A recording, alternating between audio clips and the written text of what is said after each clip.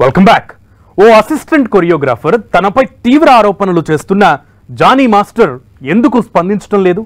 Johnny master నిజంగానే అమ్మాయిని లైంగికంగా వేధించాడా?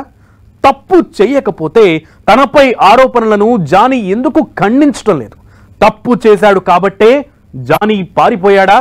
ఇంతకు జానీ మాస్టర్ ఎక్కడున్నట్లు? టాలీవుడ్ లో సంచలనంగా మారిన ఈ కేసులో జానీ మాస్టర్ చుట్టూ ఉచ్చు బిగుస్తోంది.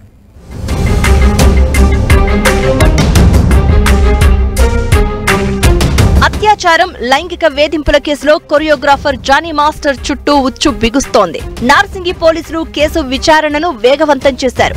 ఇప్పటికే అసిస్టెంట్ కొరియోగ్రాఫర్ బాధితురాలి స్టేట్మెంట్ ను పోలీసులు రికార్డ్ చేశారు. బాధితురాలు తెలిపిన వాంగ్మూలం ప్రకారం జానీ మాస్టర్ పై పోక్సో చట్టం కింద కేసు నమోదు చేశారు. మరోవైపు సఖి, భరోసా బృందాలు కూడా బాధితురాలి నుంచి సమాచారం సేకరించాయి. అత్యాచార ఆరోపణల నేపథ్యంలో యువతికి ఇప్పటికే వైద్య పరీక్షలు పూర్తయ్యాయి.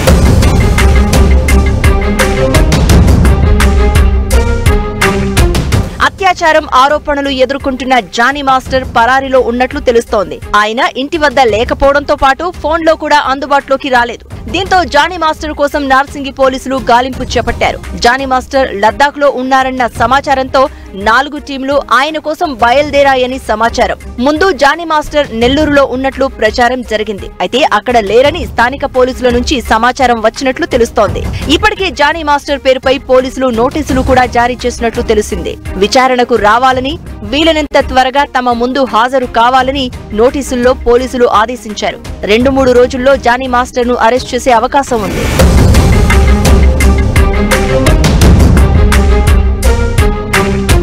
జానీ మాస్టర్ కేసులోకి మహిళా కమిషన్ ఎంటర్ అయింది. మహిళపై లైంగిక వేధింపులకు పాల్పడిన జానీపై చర్యలు తీసుకోవాలని మహిళా కమిషన్ చైర్పర్సన్ నేరెళ్ల శారదకు మహిళా సంఘం సభ్యులు కలిసి ఫిర్యాదు చేశారు. దీంతో మహిళా సంఘం కమిషన్ కు ఫిర్యాదు అందడంతో జానీ మాస్టర్ పై ఆరోపణల వ్యవహారంలో ఏం జరగబోతోందనే ఉత్కంఠ సర్వత్రా నెలకొంది.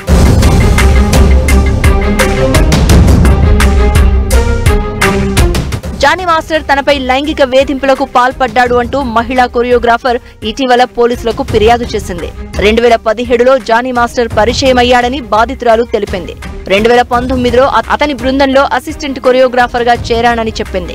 ముంబై, చెన్నై, హైదరాబాద్ లాంటి నగరాల్లో అవుట్డోర్ షూటింగ్ సమయాల్లో జానీ మాస్టర్ తనను లైంగికంగా వేధించాడని యువతి ఫిర్యాదు చేసింది. నార్సింగిలోనూ తనపై లైంగిక దాడి జరిగిందని ఆమె ఫిర్యాదులో పేర్కొంది. జానీ వేధింపులు భరించలేక బయటకొచ్చేశాను అని, ఆయన సొంతంగా పని చేసుకోనివ్వకుండా ఇతర ప్రాజెక్టులు రానియ్యకుండా ఇబ్బంది పెట్టాడని ఫిర్యాదులో బాధితురాలు తెలిపింది. ఈ మేరకు బాధితురాలు రాయదుర్గం పోలీస్ స్టేషన్లో ఫిర్యాదు చేయగా 0 FIR నమోదు చేసి కేసును నార్సింగికి బదిలీ చేశారు.